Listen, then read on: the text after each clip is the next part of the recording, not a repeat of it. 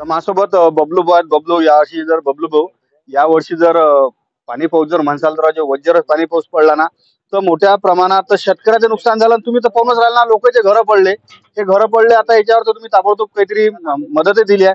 पण शेतकऱ्याप्रती राजू पाणी इतकं आलं की अगयतेच्या अगयते सारा पिवळे पडेल सत्यानाश झालं.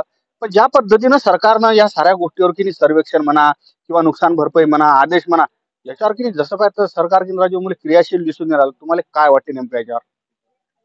पूर्ण महाराष्ट्रात 2 महिन्यापासून अतिवृष्टी चालू आहे. आणि हा प्रॉब्लेम फक्त परतवाड्याचा नाही, अचलपूरचा नाही, आपल्या अचलपूर मतदारसंघाचा नाही, तर जिल्ह्याचा नाही, पुऱ्या महाराष्ट्रात असे प्रॉब्लेम आहे. कारण सरकारचं याकडे लक्ष पाहिजे. त्या हिशोबानं सरकार लोकांवर लक्ष देऊन नाही राहिलं. कारण त्यांचं पूर्ण लक्ष सरकारचं वेगवेगळ्या विषयावर आहे. मतं कसे वाढन, कसे कमी होईल, कोणाची कशी कमी होईल, याचकडे जास्त लक्ष आहे. कारण ज्या रोजच्या गरजा आहे लोकांच्या, जे काही राहायचं लोकांचं हे आहे ते शिकस्त झाले की काय आहे. मुंबईतही हीच परिस्थिती बऱ्याच ठिकाणी आहे, आपल्या जिल्ह्यातही बऱ्याच ठिकाणी आहे, अचलपुरातही बऱ्याच ठिकाणी. पण कुठला सरकारचं लक्ष नाही. सरकारच्या मेन माणसाचं, मुख्यमंत्र्याचं, मंत्र्याचं, आमदाराचं अशा ठिकाणी कुठं लक्ष नाही. त्याचं 50% कुठं भेटते याच्याकडे लक्ष आहे. याच्याकडे लक्ष दिलं असतं तर ह्या अशा घटना घडल्या नसत्या.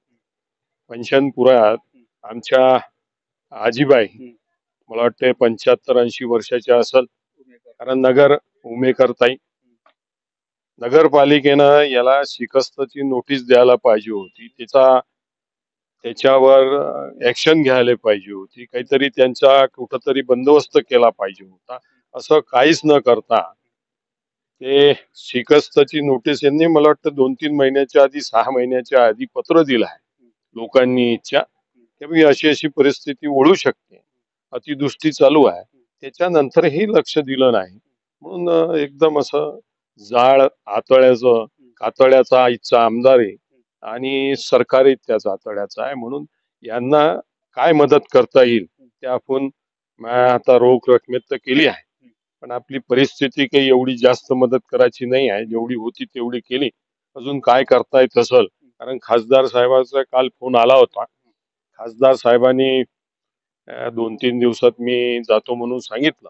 तर त्यांच्याकडून काय मदत होते, आपण काय करू शकतो, ते सर्व प्रयत्न करू.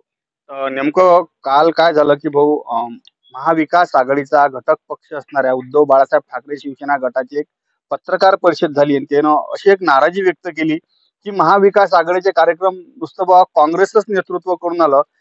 जो उद्धव बाळासाहेब ठाकरे गट आहे हे तर राजू आम्हाला तुम्ही म्हणजे एकदम धुऱ्यावर ठेवल्यासारखी त्यानं नाराजगी काल पत्रकार परिषद मधून व्यक्त केली. तर महाविकास आघाडीत जिल्ह्यात थोडस असं काही संबंध खराब झाले किंवा तालमेल नसल्याच्या गोष्टी अशा वाटून राहिल्या, अशा आम्हाला असं वाटून राहिलं. नाही, महाविकास आघाडीचं तसं काही हे नाही आहे. असं पत्रकार परिषद वगैरे त्यांनी घ्यायला पाहिजे नव्हती. कारण काँग्रेसचे जे काही कार्यक्रम चालू आहे ते काँग्रेसचे कार्यक्रम काँग्रेसच्या बॅनरवर ठीक आहे. पण महाविकास आघाडीच्या बॅनरवर जे काही कार्यक्रम होतात त्यांना तिन्ही पक्षाला विश्वासात घेऊनच होतात. जिल्ह्यातही खासदार झाल्यानंतर त्यांनी चांगल्या तऱ्हेनं मेहनत घेतली. मग राष्ट्रवादी शरद पवार असो की उद्धव ठाकरेची शिवसेना असो, त्यांनी चांगल्या तऱ्हेनं ताकदीनं बळवंतराव सानी मेहनत घेतली आणि काँग्रेसचा खासदार निवडून आणला. त्याचे त्यांची कुठं नाराजी झाली, काय झाली, त्यांना आपण भेटून काय आहे त्यांचं समाधान करू. पण आता जे काही विषय त्यांनी मांडले का, तो जे काही चिमोटे आहेत, आता ते शिवसेनेत होते हेच मला कल्पना नाही. ते फॉर्म भरला पक्षासाठी, उमेदवारी मागितली आणि उमेदवारी मागितल्यानंतर 2-3 दिवसांनी आली पक्षात प्रवेश घ्यायचा आहे. म्हणून आता कोणी म्हणून राहिलं पक्षात प्रवेश घ्यायचा आहे, तर आता महाविकास आघाडीचा कुठलाही घटक असला तरी तो पक्षात प्रवेश दिलाच असता. आम्ही पक्षात प्रवेश दिला. पण हे शिवसेनेचे आहे डॉक्टर, हे मला कल्पना नाही.